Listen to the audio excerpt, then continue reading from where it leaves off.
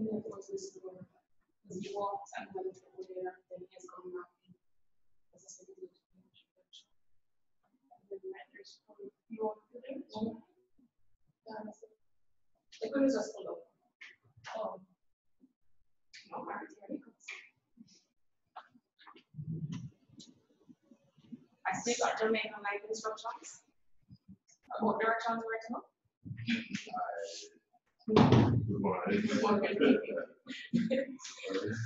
Alright, welcome. You are the youngest student, Vernon. I thought that was absolutely. You thought you were late? Yes. Yeah. The assignments. So I wrote down summarize on the nature of writing. And then I started to look up those pieces and realized that. I'll come back to you today, class. I'll just forget to come to you the information. Okay. Alright, so do you want us to wait for say 5 more minutes? And if nobody comes, then we'll just start because you really are a young person, and to be honest, the activities kind of suggested that there should be a few persons here. The switch can rewise, for example, okay, I don't know. There's million. Kira said that she was going to be about an hour late because she had an appointment. I heard from you. Didn't get any message from Carrie Ann. Haven't seen Sashana. Sashana might not be here. Oh, she said she was just going to try to make one class each week, so she's not on home for this session.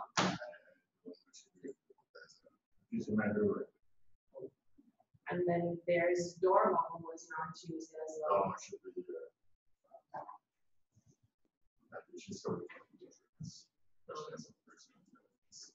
Okay. So I'm being afraid if I want to sit there. I'm being afraid if I want to sit there. Do I need to be afraid? Yes. I don't know if I can sit in the same. Huh? You can take my place. No, because I'm at the house yet. All right. It just seems so uncomfortable. Right. Yeah. Because I'll have to turn sideways anyway. Unless you want to sit in the center, I don't want to sit. I'm still going to. Or I can come to the try the concert. That right? Try the seat next to you. This one? Right. No, because see. You were the same. Oh, so come further down there. Come further down. But then if you have how many students? Have 6 students here? Well, it's probably going to be outside. You'll be the I have them on one side. Yeah.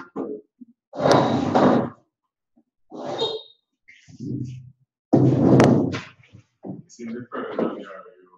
Because I guess the camera angle change a little bit. Right, but they can change the camera angle. But you're not going to frame either. That's right, put it up. Or now you could come on the side. You can't sit it up to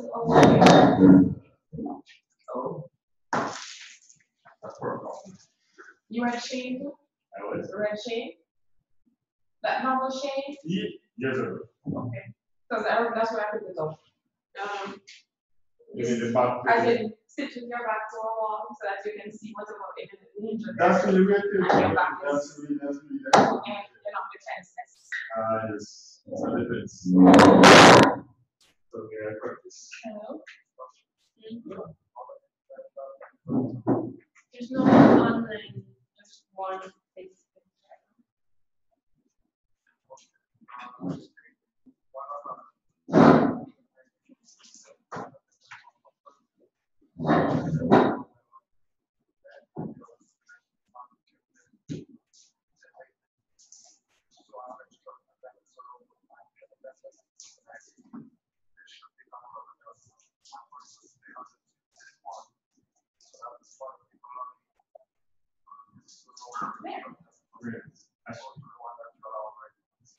All right, hi Ashley, we see you.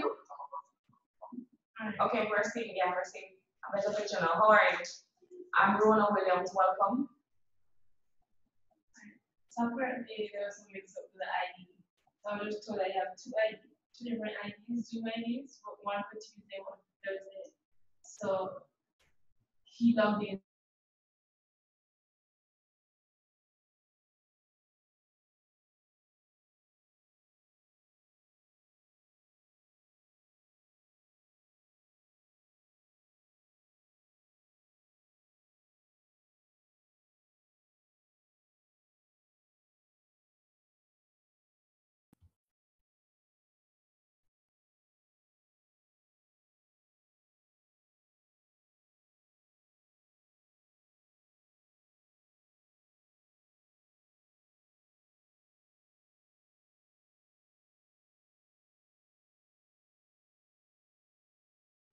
All right, Ashley, can you hear us better now?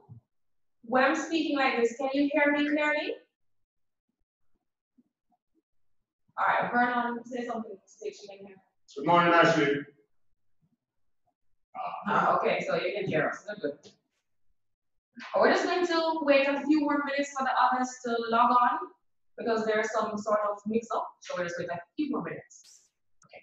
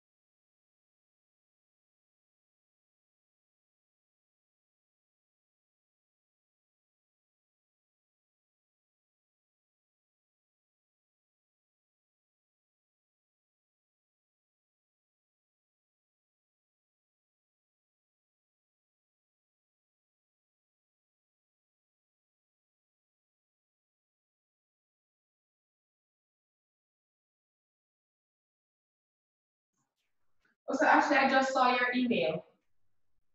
Yeah, okay.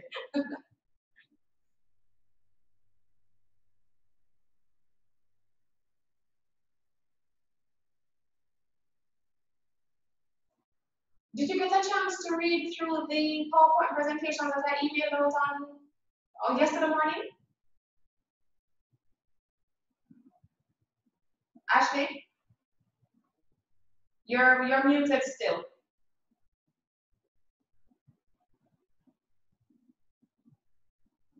I read the flowers, the 2 PDFs, but I didn't look at the PowerPoint yet. I was just doing that while I'm waiting. Okay, that's fine. All right. Thank you.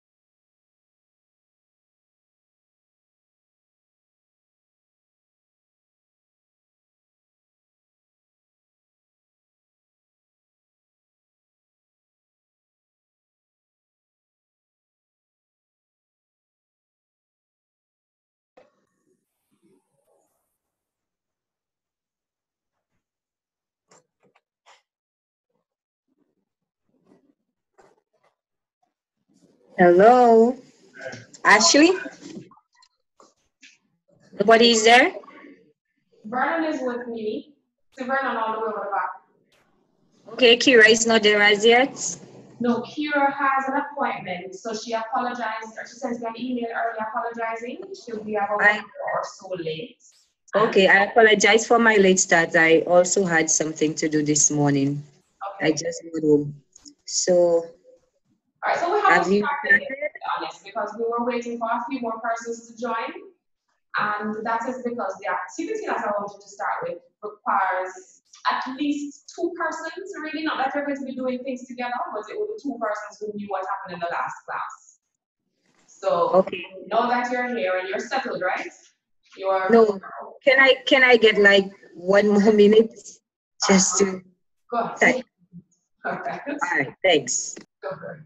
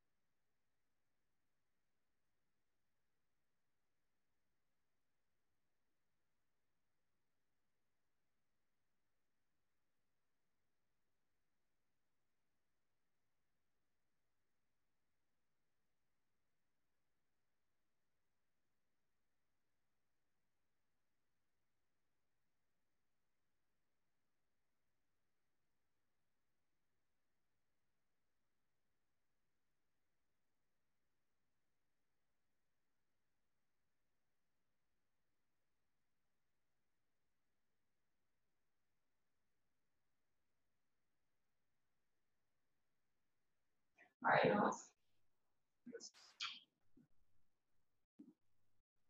Wait.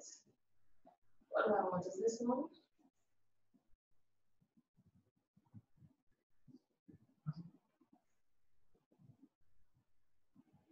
Right, so I'm sharing the screen now.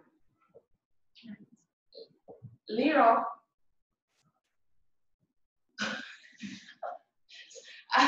Ashley, can you hear us? Still? Okay. All right, so before we jump into the actual activity, I want us to look at the objectives for today. And so there are pretty much 3 sets of objectives. The first one really is looking at something that we had covered in the previous class. We looked at the nature of writing. So today we just want to do an activity which picks up on that. And in that activity, you're going to be expected to explain how the nature of writing, including the process-oriented approach to writing, that I should have said, can be applied to writing activities in any discipline at the secondary level. And I decided any discipline because we have so many different subject areas represented. And then because you're looking at your colleagues do this, you're going to now need to look at the effectiveness of the approach or the approaches described in the bullet point above. Why is it not? Why am I not moving? Click on the slide. Okay, thanks. All right, so the second set of objectives will be because of the topic that we're looking at today, which is paradigm shifts in writing.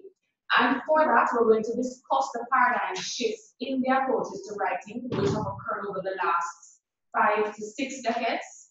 We're also going to be looking at how these shifts have impacted writing at the secondary level in the Caribbean. And of course, it's one of the countries, Jamaica and St. Lucia, we really can't speak to anywhere else. And we're also going to be looking at applying these elements of the process-driven approach to a writing activity in a discipline studied at the secondary level. And for the next set of objectives, this is philosophy and approaches to teaching writing.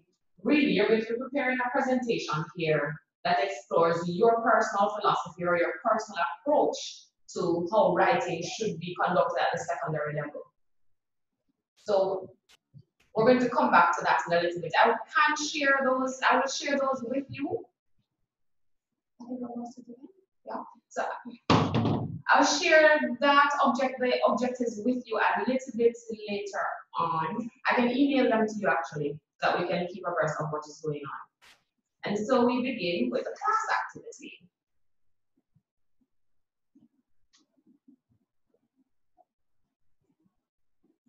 This is not working for me. I want to view and notes. Okay. All right, so this is the class activity now. I want you to select a topic from your subject area. So Lyra, you do geography and history. You get to choose any topic from either of those 2 subjects. And again, you have a choice with the grade level, so it can be grade 7, anywhere between grade 7 or anywhere from grade 7 to grade 11. And you're going to draft a question. So what is a typical question that you would give a student regarding this topic? But it has to be something that they can write a response to. And then I want you to create a plan. And it doesn't have to be anything sophisticated because we're really just going to be talking about it in class now. So I want you to create a plan or an outline of how you would employ elements of the nature of writing that we explored in the last class. Remember we said that writing has to do with some very specific things. And many theorists had different perspectives on this approach to writing. But at the end of the day, everybody pretty much said that for writing to be effective, it cannot be a one shot. You're not going to get it right the first time. And 2, it's going to be process oriented. So those are the 2 things you're going to be focusing on really. And then you're going to just share that information with us. So you're picking a topic from your discipline at any grade level. You're going to assign a writing task and then share with us how you would help the students to produce their very best writing by using a process-oriented approach to helping them to decode the question and write the response. So you're teaching them to write is what you're doing with this topic. And I'm going to give you about, since it's not a very big assignment, because you're only writing the question and telling me what you want to do, about 15 minutes? Yes? Okay, so we're going to consider it to be 9:50 now, and it means that at 10:05, we will start going through.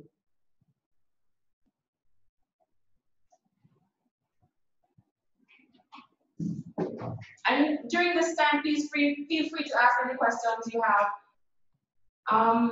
Ashley, I suspect you might have a few questions to ask. If you do, don't be afraid, don't be shy. Or to be honest, if you feel the need to sit this one out because you're not very comfortable with it, that's okay. But if you feel like you want to attempt it, then I say go for it. Okay.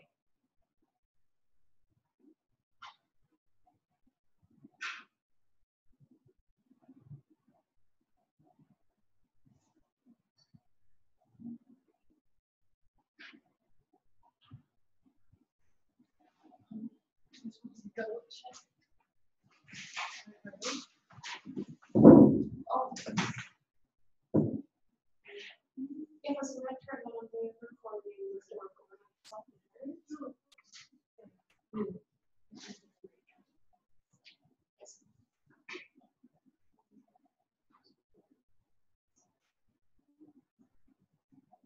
I think you have to stop sharing as well.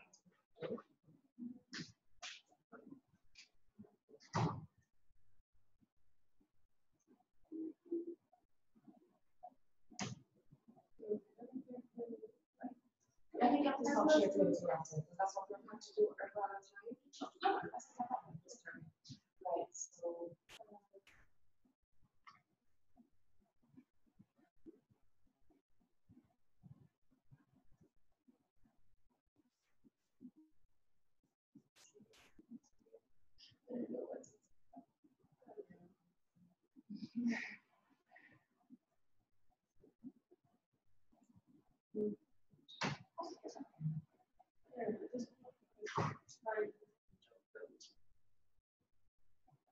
But I think we did this because we turned off the news with not yeah, right, so it's recording.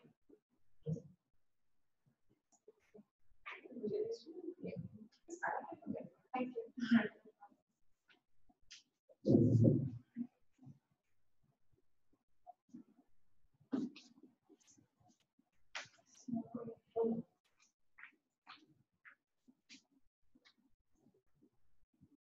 Come on, it's okay. That was it. We're heading back to the lab now and monitor from the lab. Okay. We need a just message in the chat and we'll see it.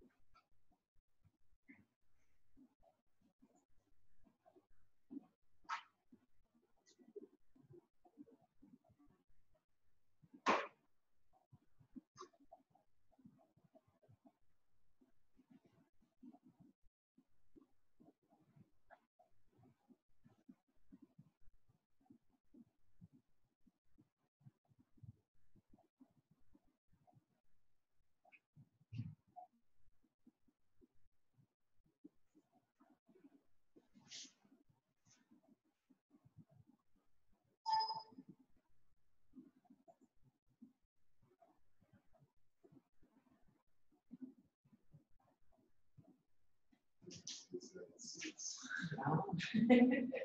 It's not. That's what I'm trying to get you to do is when you do assignments, you think about how to see result approaches. So you pretty much give them all the tools that they may go into. But not that answer. So you teach them how to write.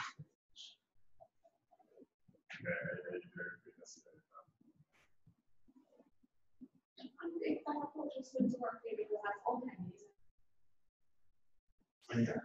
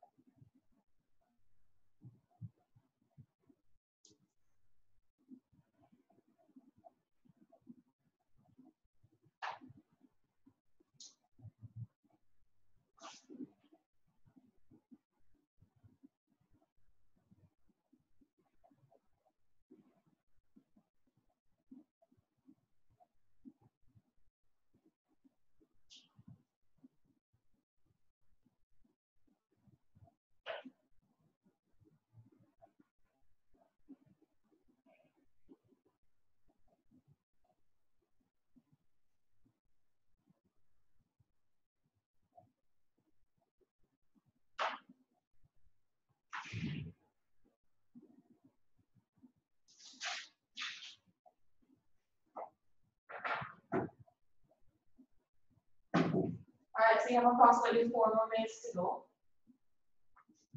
It doesn't have to be perfect. Just to get you thinking, guys. It is very important. It's very important. I don't know if it's What again is concentration? That's honest. Yeah.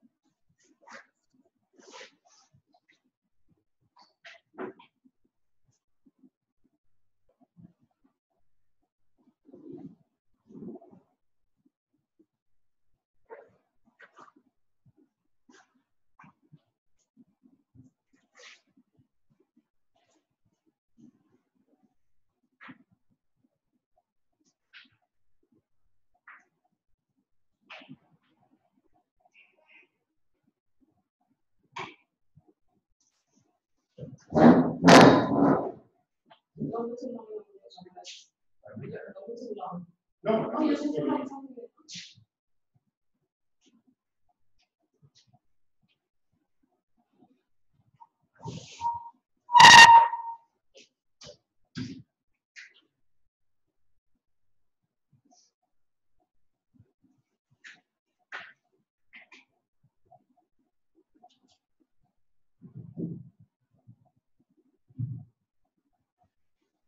So we have a former president of the university.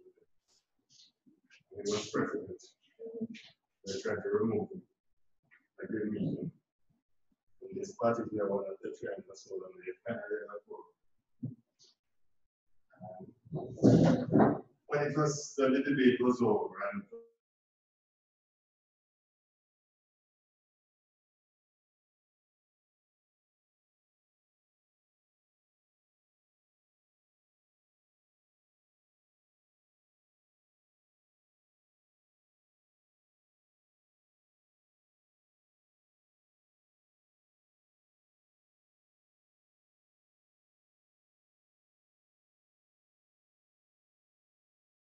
I just said that I said no.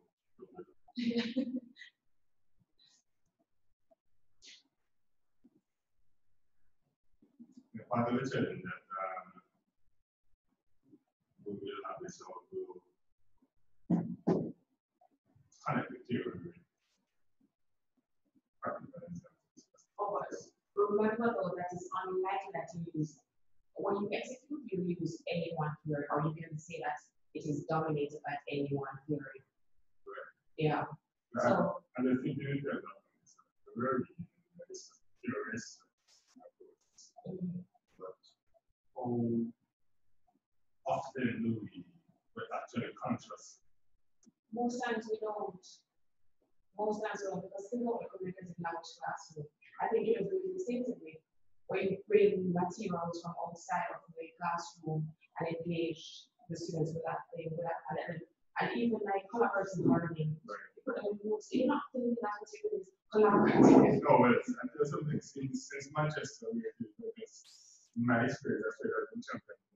In another school where the principal really insisted on Okay. I employed a lot consciously. Okay. Right. There's one other one that you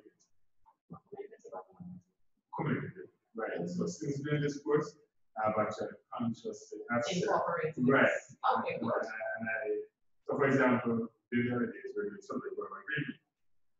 And one of the activities that I gave them was well, with the present tense, that we will use us. I said, we'll write a commentary on a game of football match in the present tense and read it. And quite a few of the students said, sir.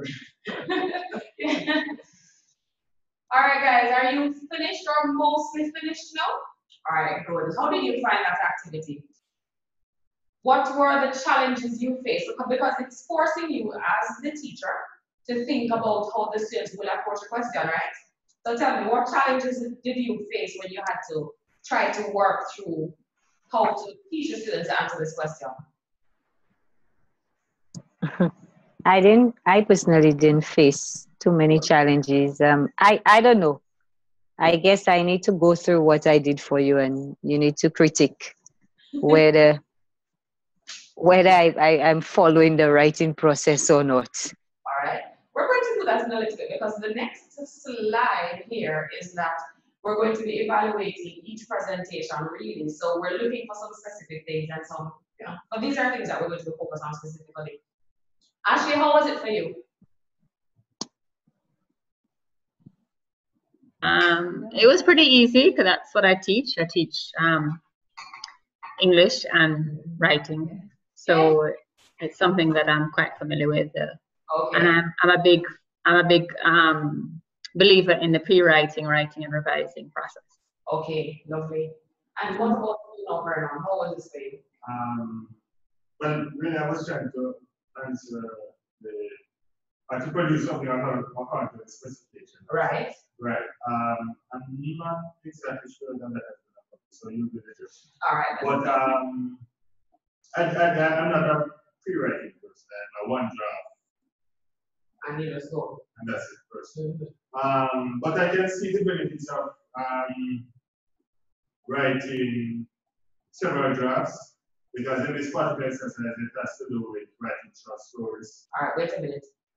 So I'm going to allow Leroy to begin, then Ashley, and then I'll come back to you. All right. So Leroy, tell us what exactly. Tell us the subject, because you have two choices. So tell us the subject, the grade level, and the activity. Then explain to us how you help the students to know exactly what it is that they need to do. Okay, the subject is history, and I chose a grade 10 class in the third term.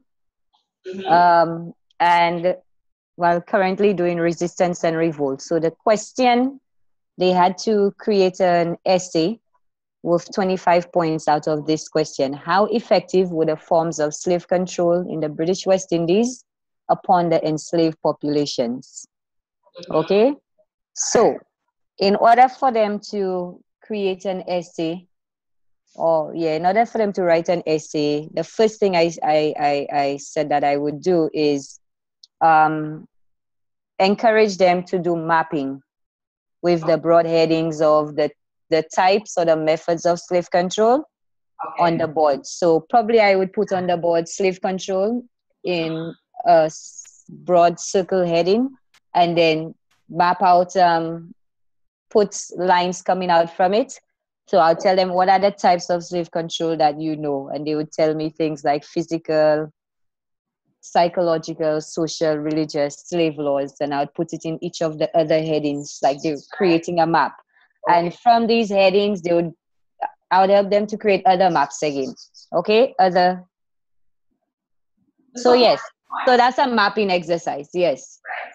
So you would allow them to enter into the writing by doing some sort of mapping activity. Yeah, after that. That's the pre-writing. Right. After that, I would have them create an outline based on the points that they identified in the mapping exercise. So they would create an outline of an introduction, the paragraphs, each of the points that they want to argue, and just some brief sentences as to what exactly they'll be identifying in this paragraph. All right. Okay, after the outline that identifies the introduction, the body, and the conclusion, then I will tell them to, I'm giving them a specified amount of time to go ahead and try to use the outline to write out your first draft. Okay. Okay, and then after they do this, I will allow them to exchange their books or their papers, and I'll let them read each other's work. And then I'll allow them to, after they read it, I'll ask them questions like, what did they notice from their peers' writing? Did their peers use conventions in the writing? Was there coherence in the writing? Did the paragraphs flow from one point to the next? Were they disjointed? How was the overall organization of the paragraph and the essay? Was there enough content in the essay? I'll ask them these questions so that they can critique the work of their peers. Okay. And then verbally? Yes. Beg your pardon? You want them to do this critique verbally? Verbally, yes, verbally. And then afterwards they give the person back the so they could just, when they do it verbally, they could write on the side what they noticed, like poor coherence, disjointed points, more use of conventions. They write whatever is lacking on the side of the paper at the top, so the individual knows where they fell short. Okay. So when they give it back, then they can have it for revising and editing, and they can make a second draft. All right, fair enough. So would you give them an opportunity to exchange papers again and perhaps? For second editing, no. Yes. No? All right. Well, it depends on the time that you have. That's true, yes. It does depend on the time. All right, Ashley, thank you very much, Leo. Thank you very much. Okay. But before we go on, is there anything that the rest of you want to say, Ashley or Vernon? What did you think about that? Do you think that, based on the question alone, do you think that there was some indication of purpose, audience, context? You're able to pick those up. I was able to identify the purpose. I was able to identify the context for sure. And I guess because it's an essay, that the audience, okay, all right, fair enough. Do you think that the elements of the process approach that were used, the whole mapping, entering into the first draft, exchanging papers and verbally critiquing, then doing a second draft, do you think all of that would have been effective in getting the students to write in this particular context? It's grade 10. So why is it effective? Well, because certainly they're giving them. Can you hear Vernon? It would have given them not only a starting point, but it would have given the student not only a starting point, which is usually one of the growth is with students. So so exactly. This also, I don't know how to begin. Start with, right. As well as an overall concept of what is required, certainly from the mapping. Right. So they would have known some of the final points that are involved. They would have been able to conceptualize the entire picture in their mind, which again is another problem. Instead of seeing it, the problem as different pieces of writing or separate pieces of writing, they would have been able to see the entire picture in their mind. And certainly it would have involved their participation. Okay. All right. Were you able to hear everything that Vernon said? Not clearly? Okay, he made 3 points. 1, that the students wouldn't have to agonize about how to begin this piece of writing. And sometimes you're familiar with this. You give them something to do and they say, Miss, I don't know how to start this. So by giving them the opportunity to do the mapping, plan, and then do their first draft, you actually give them a starting point. They know where they should enter, and it could be personal. So that will be a decision that they make based on the mapping activity, based on the pre-writing activity, right? The second thing that Vernon said is that they'll be able to conceptualize the whole essay. And I know this is true for like history. They get the question, and instead of thinking about how to outline, how to best execute an answer that is going to build up to what they want to say, then they say the most important thing in the first paragraph, no explanations, no development, and then they're done and wonder why they can't get 25 marks. So using this approach helps them to overcome that. And the last thing was that I don't remember what the third thing was. I don't remember what the third, but he did say 3 things. Right? So if I remember, I will come back to it. Ashley, all right, can you share with us what it is that? Oh, participation, he says. Because it would have been, they would have had the opportunity to do the mapping activity together, then the entire class would have participated in building this writing and critique it. Okay, great. So Ashley, over to you now. Okay, well, I like to start my year with any level of students and different levels of sophistication with general teaching brainstorming generally and what it is. And so I'm going to assume that that has been done. I'm also going to assume that we've already gone through, I have a list of common grammar and spelling mistakes. I go through with every level. So we try and sort those things out. A lot of the kids make the same mistakes over and over again. So try and go through those. I'm going to assume that's been done. I'm also going to assume that we have done a exercise on organization of thoughts and ideas.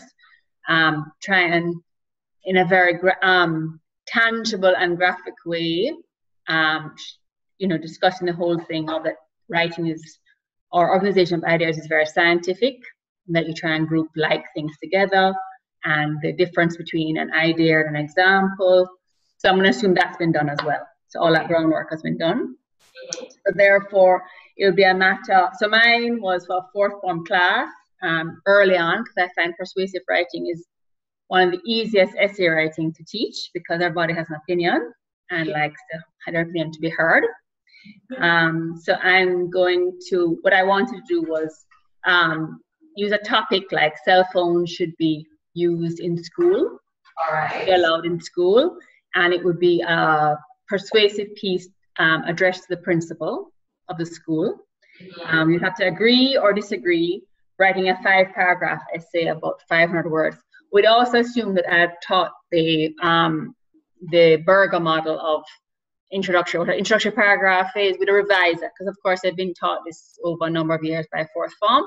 But going over that, what is introduction, what do we expect of topic sentences, a thesis statement, we've already taught all that. So we're assuming that we're kind of maybe towards the end of Christmas term. And that's where we're introducing now actual essay writing. And so I'd like to start with persuasive writing, doing, having it, particularly with L2 learners, having discussions. So divide the class up into different groups, argue both sides, do it, orally, have somebody graphing it on the board, allow the kids a time to take those notes down, to decide which side they want, that they have they're most interested in, try and get a fair sample, because everybody doesn't want to say yes, try and get a equal number of yes, agree or disagree. So some of that, so we're basically modeling the brainstorming, and we are doing it, I mean, a lot of the, all those CXC reports talk about the ideas are good, but the expression is not. So the idea is, to get the ideas orally and then take them down. And I would like them to do a, so one, the first thing, so part of the way they would be marked is, one is the graphic organizer, the actual brainstorming. 2 would be a Berger model that shows what they're going to discuss in each paragraph. And then 3 would be a first draft, which I prefer to mark, particularly that's the first assignment, because I don't feel, I think it's important for them not to be, to get how do you say, to get, it's okay, like what they're doing, they're on the right track. Exactly, and to get the teacher's response, as opposed to a student, another pair who's going to be like, oh, well, I don't like it, I don't like it. Whereas a teacher will use the marks, spelling, grammar, or lack of organization, whatever, has expertise to bring to the first draft. Right. And then I return that to the students, and then they would have to write a second, and then they'd have alongside, they have a revision checklist. Mm-hmm. They would have to go through, and that they would have to do the corrections and submit a second draft. It's very similar to Lyra's approach, and I like Lyra's approach of peer editing, because I don't teach you can't mark anymore. But I think that for the first assignment, I would like to do it myself, and then the second one turn over. The first draft turn over to peer-to-peer editing. All right, fair enough. And I like your approach, and I'm pretty sure that either of the two will work in your circumstances, your different circumstances. I like that. In terms of the question that was asked at this level, could we identify the purpose, audience, context? Lyra? Sorry? No, I'm asking Lyra and Vernon if, based on the question that you asked, the assignment that you gave, could they identify the rhetoric aids of purpose, audience, context? Right. So remember that it was a letter to the principal about whether cell phones should or should not be allowed in schools. So you have your audience, you have your purpose, you have your context, so that's great. In terms of how Ashley indicated she wanted them to jump into the writing, do you find it effective? And because of this type of writing, why?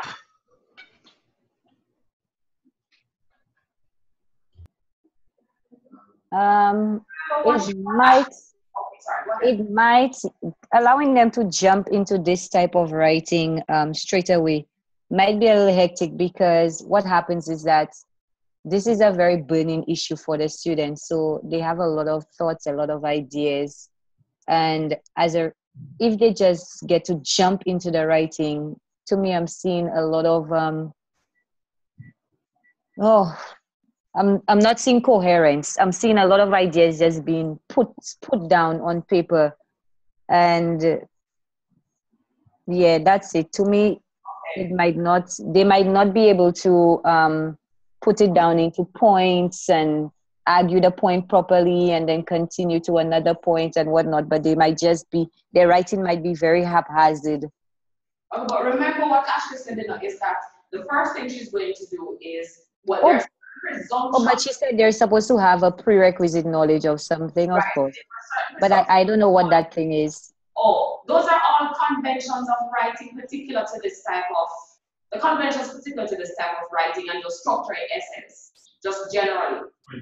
Right? But what she mentioned before we even got into the pre-writing activity that Ashley mentioned was that they would discuss. So they would take positions and just discuss this topic generally. Then she would divide the class into, correct me if I'm wrong, Ashley, you would divide the class into, and pretty much they would debate. So they would have that oral tossing back and forth of ideas, rejecting and accepting, and just tearing down the ideas and accepting the ones that they agree with before they actually do any writing. Out of that now would come the mapping activity, the concept map. That was it, Ashley? Right. So they will have a concept map. Then they will do an outline for each paragraph. Right? And then after that, they will do the writing. So she didn't expect them to jump right into writing, but she took a slightly different approach from you. But because it is persuasive writing, do you think this whole discussing and sharing of the views will be particularly effective before they go into the writing? It would be effective if, and you know, when we were talking, I was just thinking about the topic. Grade 10, grade 11 class. Yeah. And what you might find is that you would have to control the flow of the discussion. Yeah. Because what you find is that the emotions after a while override. Yes, you run that responsibility of a group discussion. Right. And then to me, gender at this level may interfere. You know. So you would have to control you would have to exercise a certain amount of discipline, but certainly you could get very good ideas from such a discussion. All right, good. You know what else I really loved about this? After the students have produced their first draft and you mark it, and then it goes back to them for the second draft, there is that checklist that they get. And I really like that idea because that control now, they would have had some idea based on your feedback from the beginning. But now they have this checklist to say, okay, am I consistent with my tenses? What about my subject verb agreements? Am I punctuating properly? That sort of thing. So I really like that idea. Good. All right, so yeah, and also just to say that, I mean, one thing I've used that works well too is when you're doing the discussion is to divide the class into two, but also to keep a group of students who are like the judges. Okay. And so they have to, like if you say, well, cell phones are bad, then they say, well, you have to say why. And if the reason given is not valid, then that is thrown out. So in other words, involve them in that process. Okay. And then the other thing I didn't mention was that in this kind of exercise, I usually insist on them stapling the graphic organizer, the organization model, the first draft and the final draft. So that I can, because it's hard to remember when you have 40 kids, what they have done or what they haven't done, to make sure. And if they don't do it, it goes right back to them, because I'm not wasting my time to correct an essay and they don't actually take my advice. Yeah, okay, fair enough. All right, so Vernon, tell us. Thank you, Ashley. Sorry, Ashley, before you go, the burger model, how do you spell that? The first time hearing it. Basically, it's a really easy model for them to, I can email you a PDF of it, but basically it's the idea that the bun is the introduction, the top bun is the introduction, the lettuce is the first paragraph, the tomato is the second paragraph, the burger meat is the third paragraph, and then the bottom bun is the conclusion. So I always use the analogy that without the buns, it's just a messy sandwich. And without the ingredients, the lettuce, tomato, and burger, it's a piece of bread. So it kind of helps them to visualize the structure. Right. And for those who are science-minded or math-minded, it helps them to be like, okay, well, that's what happens first, second, third, and fourth. Right. And I've seen that model applied just the paragraph writing itself. Exactly. You can do it on a specific paragraph. Right. And I've just modified that to bun and cheese one. Well, there you go. Bun and cheese, and we need a few more ingredients, so we have to go find them. All right. All right, so I looked at writing short stories, and I was trying to think of what to write about. It says, and then you said something about go for it. So it says, write a short story. Can you hear Vernon clearly? I don't know, Vernon, what's not doing well. It's very blurry. I mean, not blurry, but it's very inconsistent. Inconsistent.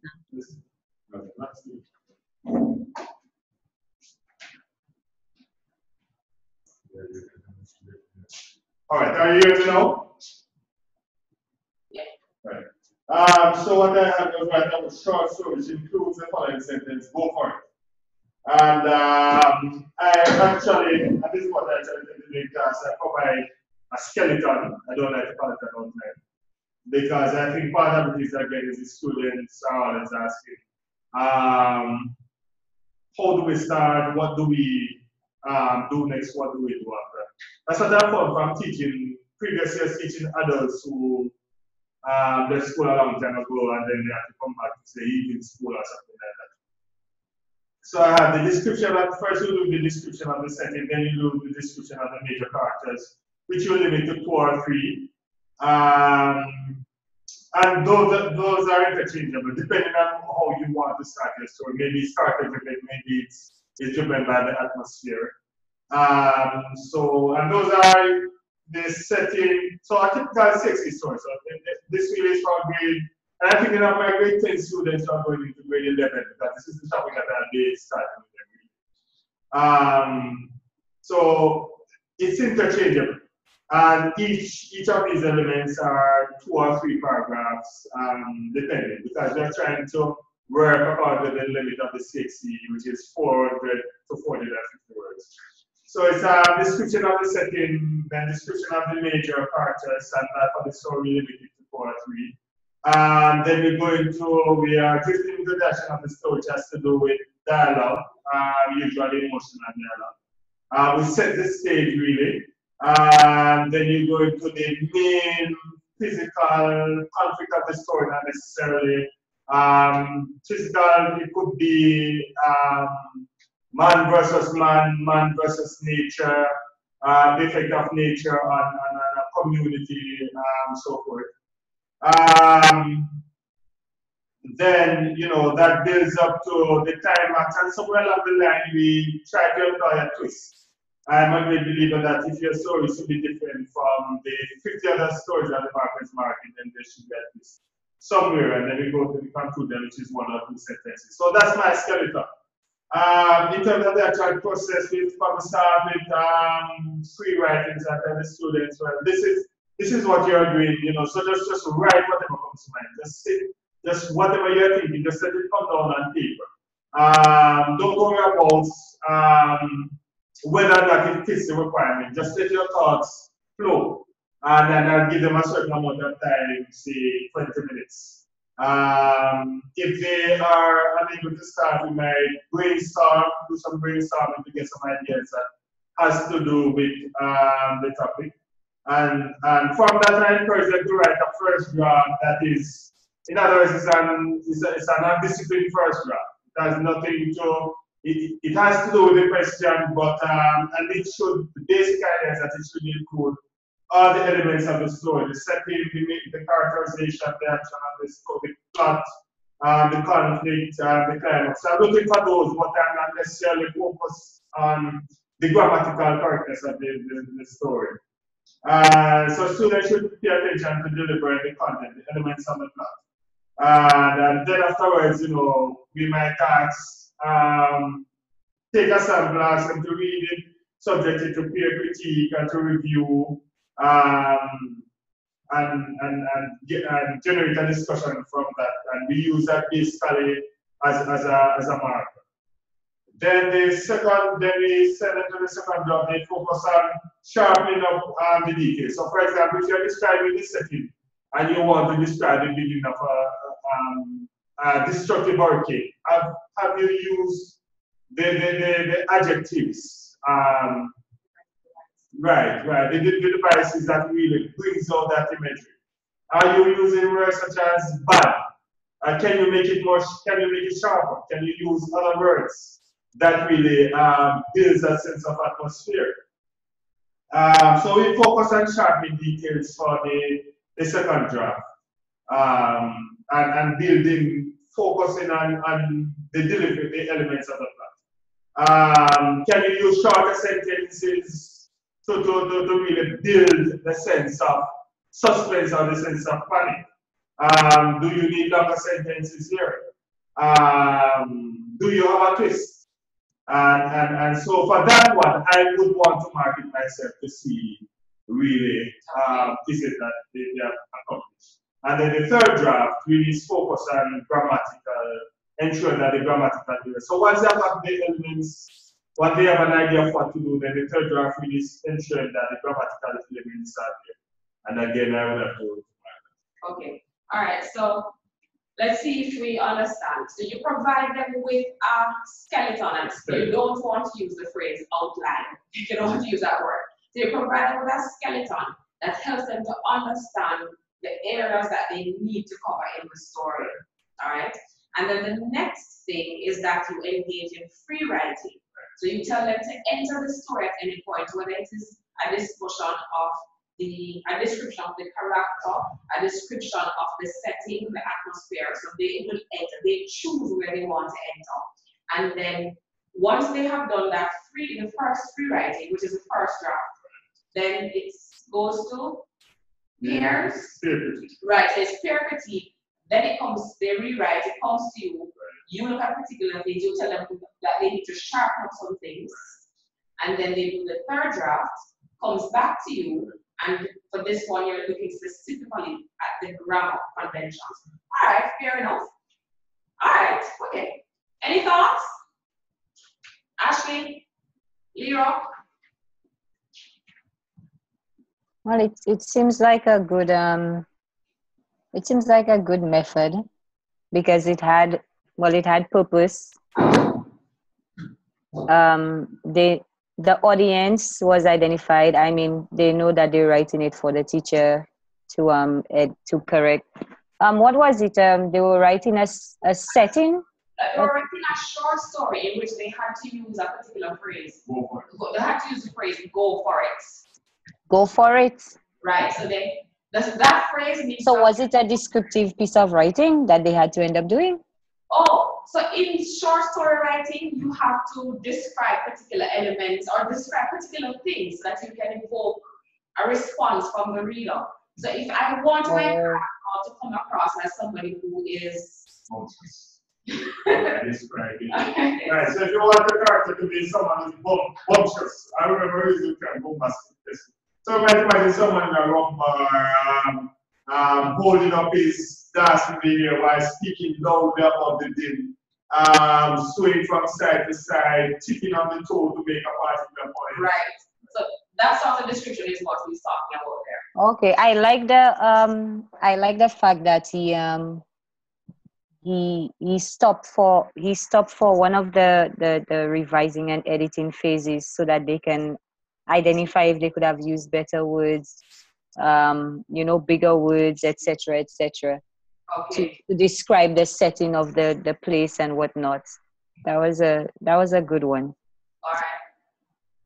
Actually, any thoughts? I'm just assuming that the various elements have already been taught, like the idea of how to do setting, how to do dialogue. Right. He said that. Okay. Yeah. I missed that. Sorry. Okay. I think it sounds interesting. I mean, it's a lot of marking for you. That's the first one. Three drafts. That's times 120 kids. That's a lot. But that I know I get exactly what I want. Right. And the thing is, you don't have to keep doing. One of the things that we learned to the process approach, you don't have to do it every single time you assign a writing activity. Once you do it and the students understand what is expected of them, and I used to love the idea of rubrics and checklists actually. So once you give them the checklist at the end of it or wherever, then after a while it becomes easier. So you don't mark the multiple drafts. You're marking probably for one or two. So it takes time. It's like getting yourself organized, moving into a new house. It takes some time before you unpack all the boxes, but eventually you're living the life you want to live. All right. So what we've learned this morning is that, or what you should have gathered this morning, is that really and truly, this process approach, it's not necessarily as, it's not as time consuming every single time as we assume it is, one. Two, once you establish it, it makes it easier, especially when you're writing the question and you know what it is you want the students to be providing.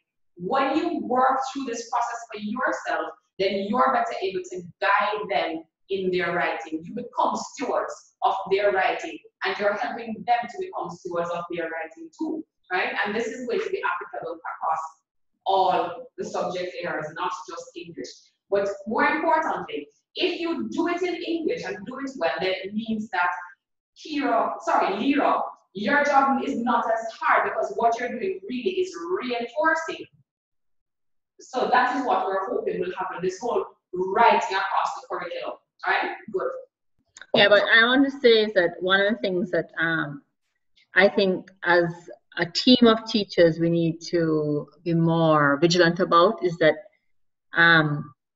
other subject teachers don't often do the corrections on the students' work, the language corrections, because they see it as language teachers' work.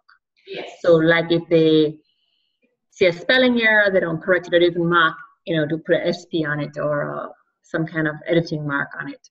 And I think that's and it becomes, and the whole idea of, kids are not writing well, it's English department's problem. It can't be, it has to be across the. Right, so it's a debate that we're going to be having forever, actually, because until it becomes a policy that at the school level people police, and there are some instances too where I don't know that everybody knows what to look for. So they don't have the know-how, because as teachers of English, you have some very specific ideas. So perhaps the onus is on teachers of English to educate everybody else to say, okay, we can help you to help us and to help the students. So perhaps that is the direction we need to go in, because we keep expecting that teachers across the curriculum are going to be able to do this. And to be honest, I couldn't necessarily reinforce math. I couldn't reinforce geography or history. So we probably just need to be more progressive in our thinking and our approach to it. But you have made a very solid point. But okay, so we move on now to today's topic, and you should see how that activity is going to bleed into this notion that there has been a shift. And think about how you would be helping the students to write now versus how you were taught to write when you were in school. All right? That is, if you were taught to write when you were in school, because my memory is not necessarily anybody saying to me, okay, this is persuasive writing. These are the conventions of persuasive writing. If you're going to be doing a persuasive paragraph, this is what you need to include. I don't remember that sort of instruction. But what we're trying to do is to ensure that we give that sort of instruction. Right? So there has been some sort of shift in the way writing is approached now. And even though it's not necessarily a collective shift, or it's not necessarily everybody's doing the same thing, because look, there were only 3 of us here, but there were 3 different points or different approaches. So free writing came up, discussion and mapping came up as things that we can do as pre-writing activity. But throughout all of this, though, notice that there was this common thread that writing, you're never going to get it right the first time. So you have to do it again, get some feedback, and do it maybe a 3rd time. So this is a change from how it used to be way back when. And that article that I had asked you guys to read is pretty much what we're going to be looking at with this paradigm and pedagogical shift in writing instructions. So writing in educational institutions. And we know that listening, speaking, and writing are all interrelated tools of learning. Agree or disagree? Agree? Because even though we learn in different ways, can you imagine learning something without, all right, we're going to excuse persons who have speech impairments, but they communicate using their hands or braille or whatever, right? So they communicate different from the way we do. But can you imagine learning something without doing a little bit of listening, at least a little bit of listening? Can you? Can you not speak? Because even as we're learning here, we're sharing ideas.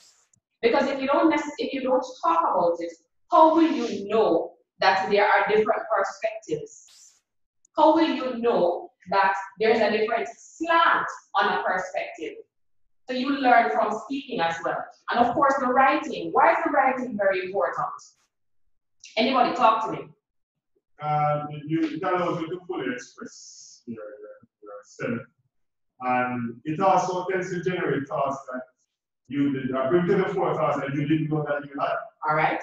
So lines of inquiry that you had no idea existed.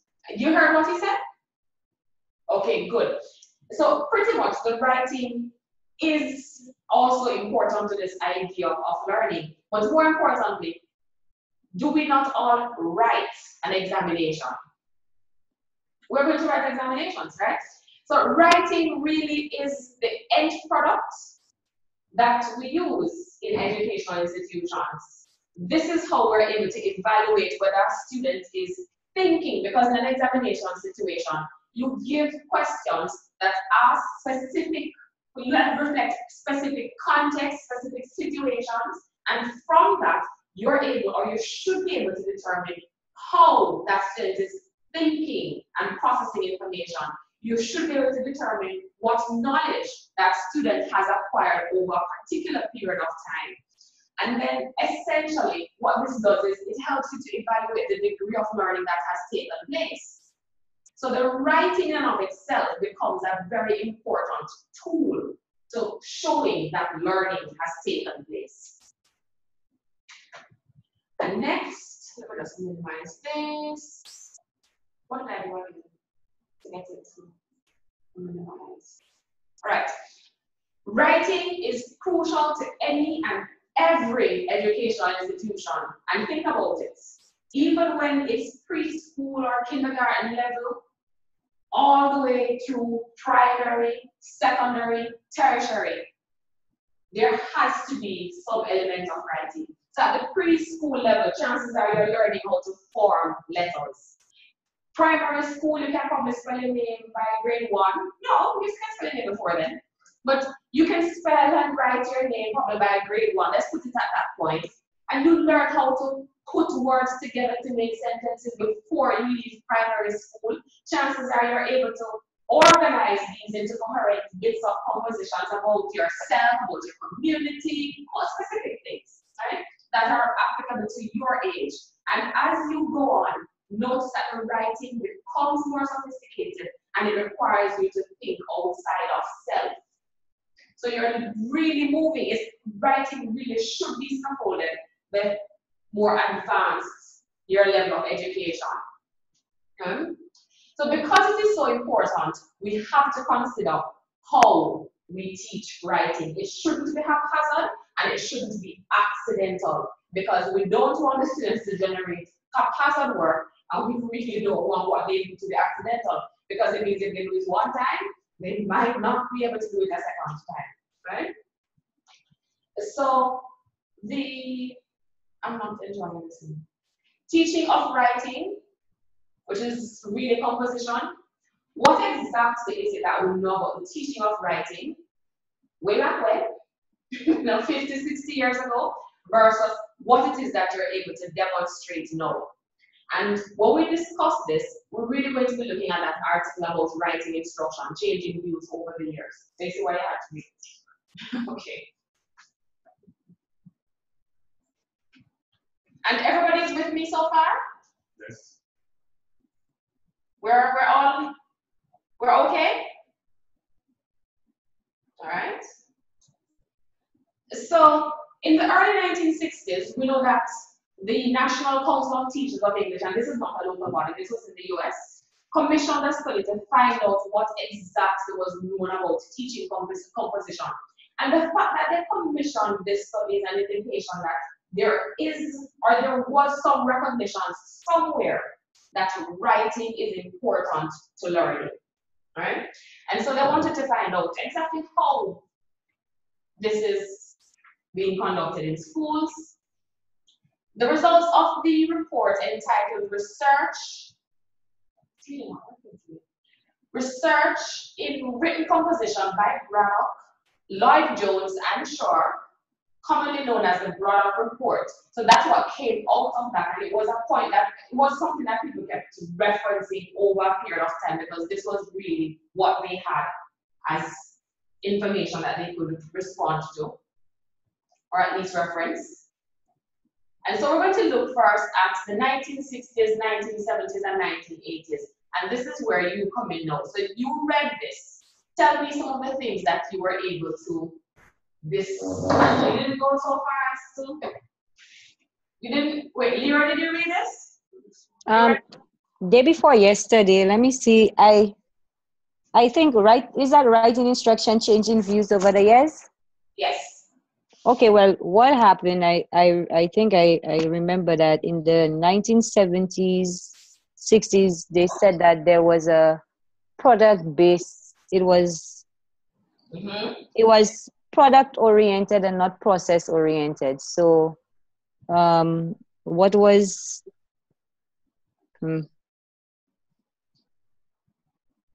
okay, yes, I'm just looking for it there. What was required when the students were taught how to write was the product, the finished product, the end, and that was how they were taught to write, so that they can create a product of good writing. But they were not taught to go through the process of writing, pre-writing, revising and editing, all of that. But they said that after the 1970s and the 1980s, when they conducted research, Appleby was one of the main persons. He found that the little use of process needed to be changed so that we can see an improvement in the writing. All right. And then Got a little bit. So let's thank you very much. Clearly you read this. Clear. okay. Vernon did not, so he's, or you didn't read all of it. I read all of it, but You can't remember it. I read it the first time. Okay. So pretty much, Leo, what you covered just now is what is indicated here. That generally speaking, the approach to writing wasn't defined, right? So there were still some notions that were not quite clear. People had some thoughts, but they didn't necessarily know how to execute them. And so it was pretty much haphazard. And according to Braddock, the report, it said that some terms are being defined usefully, and a number of other procedures are being refined. But the field as a whole is laced with dreams, prejudices, and makeshift operations. So there was no collective thought that writing was deliberate and there needed to be some sort of approach taken to it, so that when teachers stand in front of students or however they are approaching it, they have some idea of what it is that they need to do to get the students where they want them to go. Something else that came up when you mentioned this, Lero, is that writing was very product driven, meaning that the focus was on what the students were able to produce at the end, not even at the end, but what they were able to produce, full stop. So even though there was no process that was indicating to them that in order for you to write a persuasive piece, these are some of the things that you need to consider. If you're doing a short story, you need to consider these set of elements. If you're doing a description, then these are the ones on which you need to focus. Even though there wasn't that attention paid to each type of writing, students were expected to produce this, and they were expected to produce it flawlessly, right?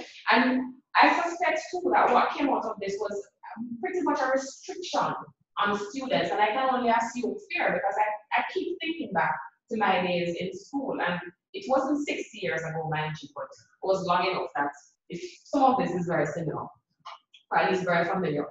In the 1970s and 80s, there was a major change in the ideas on how to approach writing instruction. So according to Appleby, in direct opposition to the focus on the final written product, there has been a groundswell of support for process approach. And this is Lero, where you would have left off, that we're now moving into the realm where people recognize that you have to actually teach writing, and you have to teach it using some sort of strategies in order to get the students to execute. All right? So we continue. What exactly is known about teaching of writing and composition? I'm still looking at then versus now, but this time we're looking at the 1990s and say the 2000s. Anybody, I mean, it's on the monitor, but anybody wants to tell me what you remember reading? Actually, I'm not seeing what you're saying on the monitor. I'm still seeing the evaluating the activity PowerPoint slide. All right, let me try this again. I'm going to stop share, and then I'm going to share screen again. I'm clicking on it. You're still not seeing it? Now I'm seeing it. Yes, it's there now. Okay. All right, so you missed these slides. Let me see. You missed these. So I'll send it to you again, so you'll have them. You'll get to see them. I'll send them to you a little bit later on. All right, so where are we? Right, so by the 1990s, we know that there has been some sort of evolution. Things that were not defined before are now becoming more defined. And I think it was Appleby who pointed out that a lot of these concepts of pre-writing, writing, and revising, and the other parts of the process, they now became part of, they were now in textbooks, which means that if teachers were using these textbooks, it means that more than likely they would have been exposed to them. And if they're in textbooks, then they're going to be in universities, colleges, so there would have been some sort of instruction. And from that, we're getting more definition around this concept of writing, so that teachers could go out into schools and help students to know that you don't write it right the first time.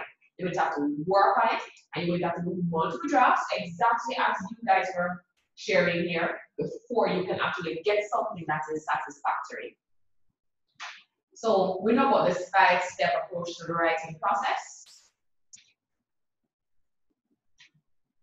So looking back on the 1970s and the early 1980s, Appleby found that three questions needed to be answered concerning process approaches to written instructions or to writing instructions.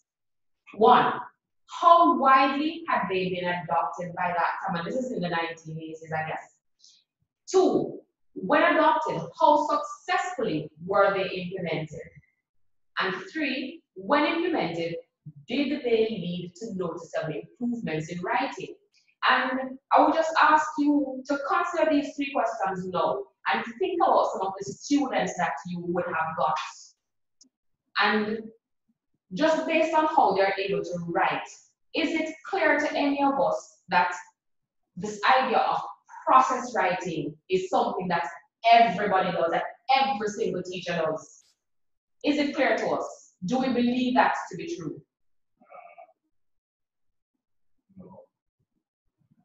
Actually, Lero, Vernon just said no. He just whispered no. But based on what you are able to see in your classroom, does it seem that every teacher, the music teacher, the math teacher, the geography teacher, everybody is teaching this idea or teaching writing as something that needs to be entered into as a process? No. You're not seeing evidence of it, right? No. So, that's 1. 2, even if it is adopted, we know that pretty much it's not necessarily being successfully done. And again, we mentioned earlier that not everybody is focusing on it, but 2, not everybody knows what to do to help the students. Right? When implemented, did they lead to noticeable improvements in students' writing? So when you implement a process for writing in your classroom, can you see changes in the students' performance? Can you see evidence of that there is coherent thought? Can you see them editing and auto-correcting their work? Because these are the things that we want them to do, right? So there is a suggestion that once implemented, there will be some success, but the problem is ensure that it is implemented. It's a lot of work, right? So there was an unsteady beginning to this approach in the 1970s and 80s. So although they dominated the professional literature, process approaches had not been fully implemented in all classrooms by the 1980s. And I would have been going to school in the 1980s, and to be honest, I don't remember anybody teaching me how to write using a process-driven approach. Right? Vernon says he doesn't think it's being implemented even though. Next, Appleby found that less than half of the students' writing was done for the English teacher. And this is true because in most institutions, English might be one of 8 or, depending on what grade level, English might be one of 13 subjects. At grade 7, it could go up to 13 subjects that they're doing, and English is just 1.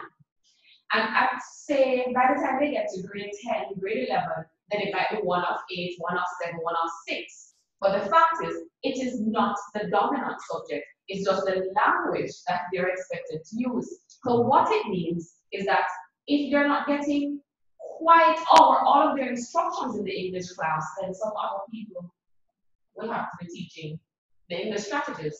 So as a result, he pointed out the need to take care that assignments in English classes do not differ too much from other kinds of writing, because you want the students to understand that English is relevant to what they're doing and that there is some sort of consistency. So when you're teaching your short story writing, it has to be relevant to what the students are learning at this point in their life. When you're doing persuasive writing, the same ideas apply. You can't just be randomly looking at things. It must be applicable to their experience and, yeah, their experience, their scope. As a, for example, the cell phone question, for example, that is going to be relevant to what is going on with them now.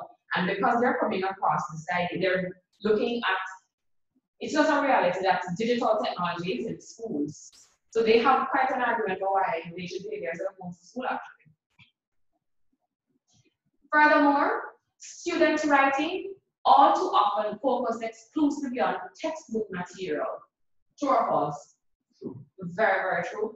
With the emphasis on accuracy of recitation rather than on each student's own thinking. So if we're looking at Bloom's taxonomy, for example, all this is telling us is that when we teach writing, we do not expect the students to ever move beyond the comprehension or the recall level. So once they understand what we say and they can recall it, we are good. They have learned. But this is being criticized because nothing about the student is reflected in that type of writing. We want them to become individual writers. We want them to develop their own style, and we want writing to be a very deliberate and higher order thinking activity, right? Imaginative and personal writing had little place in most classrooms, although analytic and imaginative written pieces were sometimes a part in English classes. The emphasis on other classes was on writing summaries and reports of observation and experiments. Seems that they're taking a shot at chemistry, physics, and biology, right?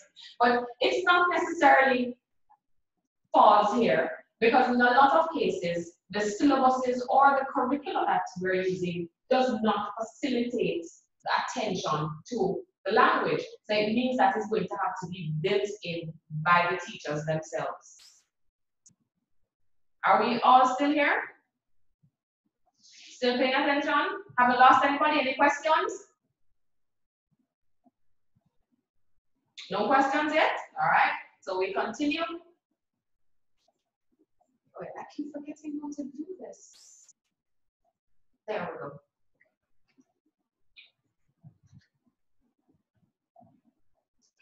At least as of 1986, Appleby found little use of process approaches to writing instruction.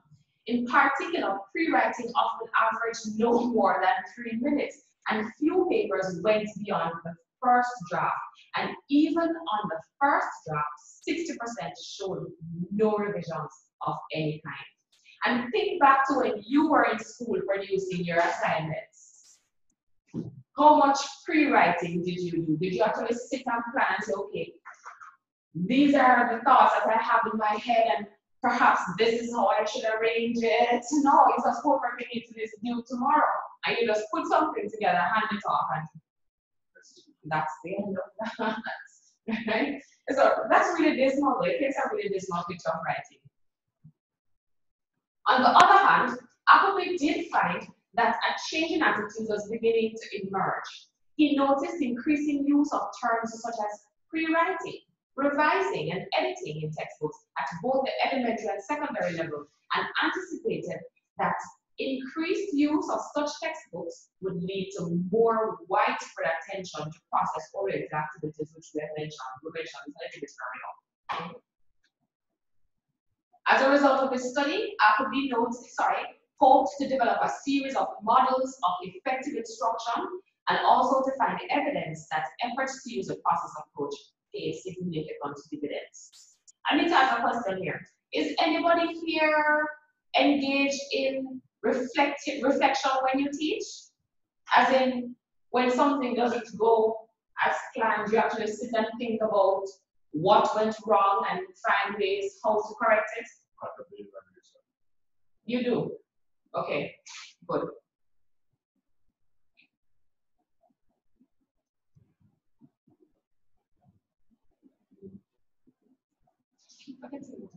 Right. So instead, he found that he had been too optimistic. So even though he was hoping that persons were using this approach and that they were getting great results, what he found is that there were some serious problems in current conceptualization of writing processes. So people didn't quite understand what it is that they were supposed to be doing. A number of problems were rooted in the difficulties involved in helping students to understand what writers actually do. And even if you think about exams, when I think about the CSEC English A, for example, and the students have to write a short story, and every time it comes to me that writers, professional writers, suffer from writer's block. And then you put them in an examination situation and say, write a story. And then you add there's an added restriction, 400 to 450 words. And it just becomes a task, right? So, and part of it is because, I'm sorry, that's one moment. Good morning. You have a class over there? Yes. What class is it? Child development. Oh, we're supposed to be here until 2. And you're registered to be, yes. Mondays, sorry, not Mondays, Tuesdays and Thursdays from 9 to 2. Okay. All right, sorry about that. Sorry about that, guys.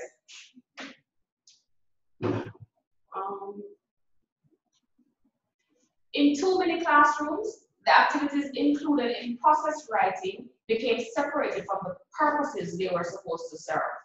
The choice of appropriate strategies was driven by the task at hand, not by a generalized conception of the writing process that the writers used in all contexts. Right, so pretty much people were just focused on what it is that needed to be accomplished, no. And then they were not developing this holistic view that once you understand that writing is a process, then you could apply it to all of your writing activities, right? Other problems arose from the fact that the process approach is not suited to every writing project, which is, we have to admit, true. While some tasks may require extensive planning and organization before writing begins, others may require more careful editing after they're finished. Because students too often ignore the great diversity of writing tasks, process-oriented instruction easily degenerates into an inappropriate and lockstep formula. Let's discuss this one in particular. Now, what we did earlier, remember that Lyra teaches geography and history, and then the rest of you teach English. Notice that when you were doing the persuasive writing and the short story writing, then you had to be more deliberate and more extensive in what it is that you expected the students to generate. Remember that? Right? But when Lyra was doing hers, even though she used the process approach, she didn't necessarily have to go as in-depth because her content is very prescribed. One, even though there is opportunity for students, I'm sure, to argue ideas and to describe and do whatever else they need to do to answer that question correctly. Notice how there had to be more attention paid to the specific types of writing versus if you're writing in a particular discipline, right? So once they know the content and they understand how to draft it, then Lyra's students are golden. With the English students, they're going to have to come up with a story plot. They're going to have to formulate their ideas now around how they're going to be arguing this so that it can persuade the audience. So writing process needs to be tailored to the writing context or to the writing purpose. All right? So pretty much that is what is being explained here.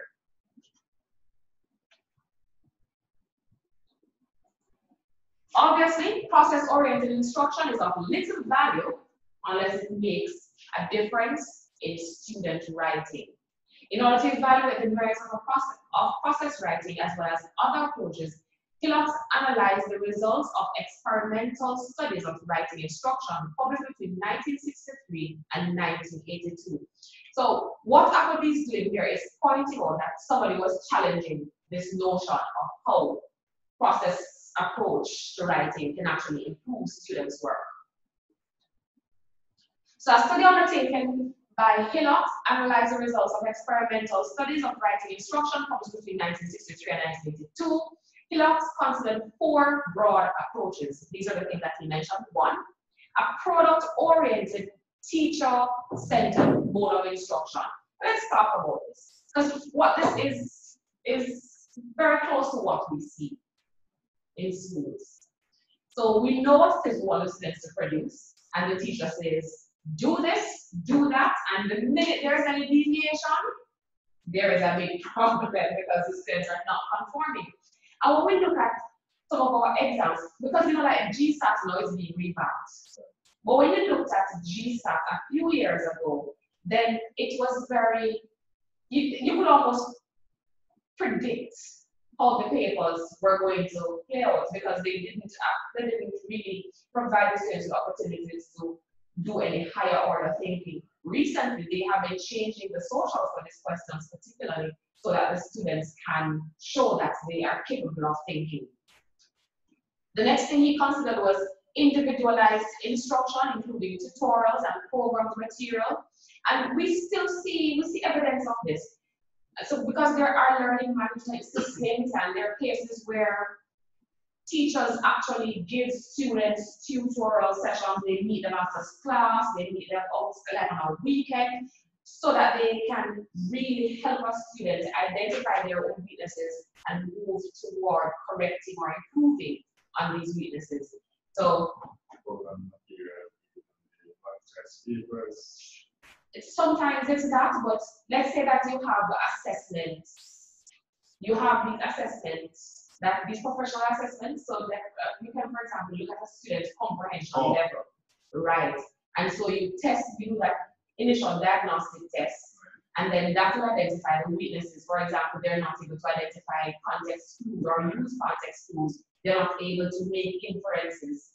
And then now, the prescribed material will help them to develop those particular skills, and at the end of it, you can test them again, right? We're still together here? Well, let me see if I can see everybody. We're still together? Can you hear me clearly, Ashley? Lira? Okay, okay, good.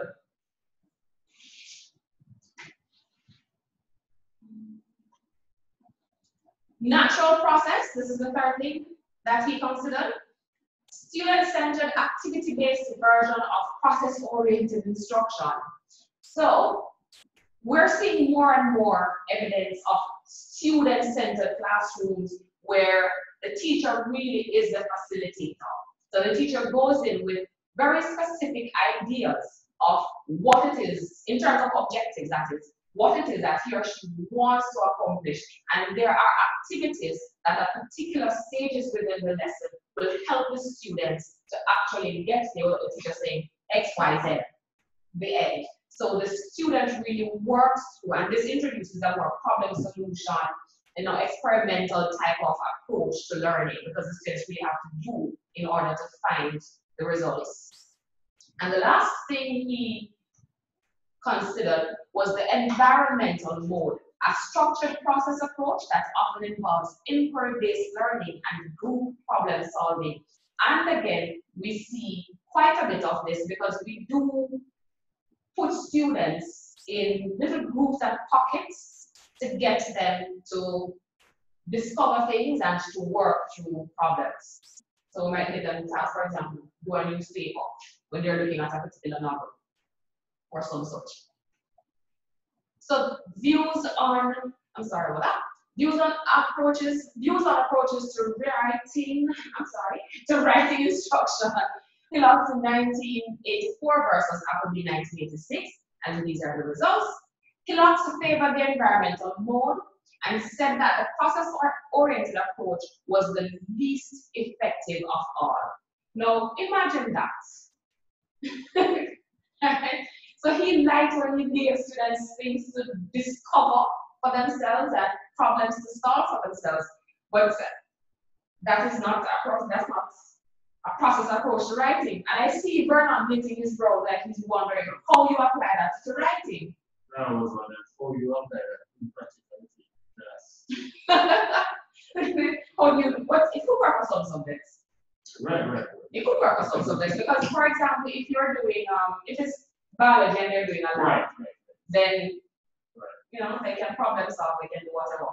But when you're teaching writing, it's supposing that the students have a wealth of analytical skills to be able to look at samples and decode how they're actually done and therefore at some point replicate that themselves. Yeah? Appleby interpreted the results differently, pointing out that each approach led to some improvement in writing achievement and that the environmental mode that Philip champions is itself a version of process-oriented instruction and draws on a panoply of techniques he sees to be attacking. So pretty much what he's pointing out is that Philip's not quite sure, he doesn't quite understand this concept of process-driven writing or process-oriented instruction. We're still clear? We're still clear on this? All right. Remember to ask my question if you have any queries. So now we're looking at reconceptualizing the principles of process instruction. Ooh, time. So Appleby says that one, most instruction is based on the simple assumption that we can specify a curriculum by studying what experts do and teaching our students to do likewise. So it's almost as if you're teaching somebody how to cook. You know, you want to be a chef. This is what the chefs do. You do that, you're going to be an expert as well. You want to be a journalist. This is what journalists do. You'll be a journalist as well. How true is that? How true is that? Yeah, it takes some work. Yeah? There's something else that comes in. Process-oriented approaches were not effective in their early stages because they were based on mistaken notions of what experts really do and of how the process should be taught. So what he's saying here is that it's not that the process was failing or that the process-oriented approach fails. It's just that it's not necessarily executed like it should be executed. The most critical task facing both research and practice in the teaching of writing is to develop more adequate conceptualizations of both of these aspects of writing instruction. Right?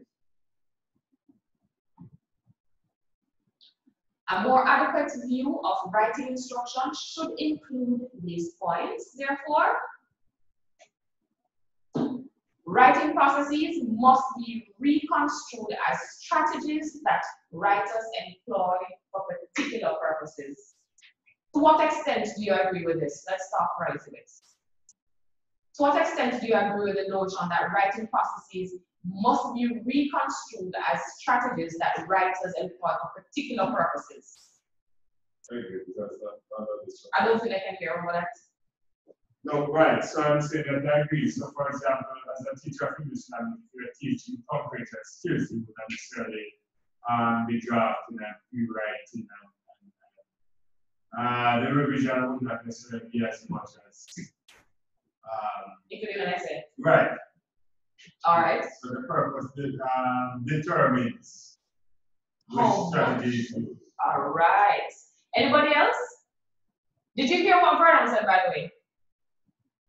No. Okay. So Vernon said, and you're hearing me clearly, right? Vernon, that's weird. We're probably about 3 feet apart. All right, maybe more. Right, maybe 3 meters apart. But I don't know. All right. So pretty much what he said is that the purpose for which you're writing is going to determine the strategy that you use. So if you're doing reading comprehension, for example, it will not require an investment in pre-writing, writing, or as much investment in pre-writing, writing, and then getting feedback and editing as if you were writing an essay, right? Okay, so anybody else? No?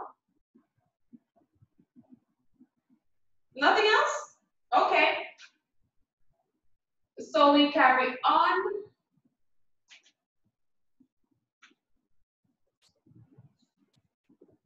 For different tasks, writers will use different strategies, and for some tasks, these strategies may involve no more than the routine production of the first and final draft.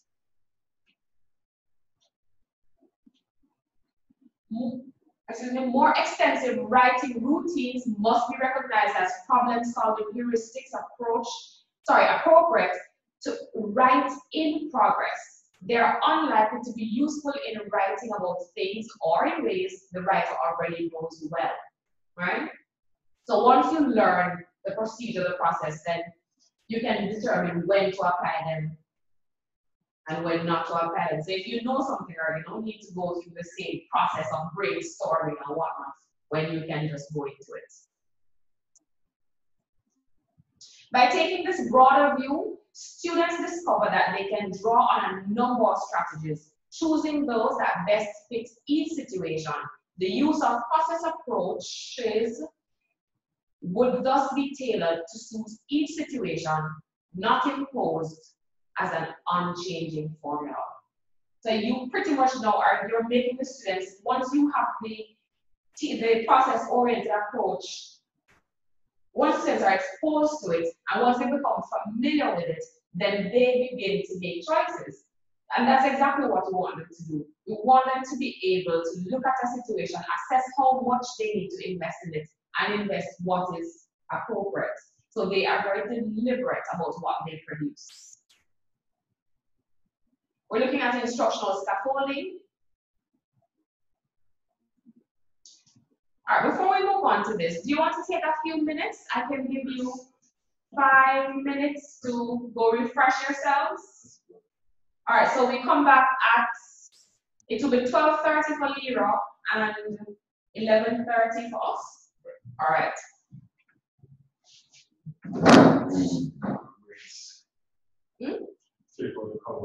Yeah, it's out of information. We're taking a break, Lira. Okay.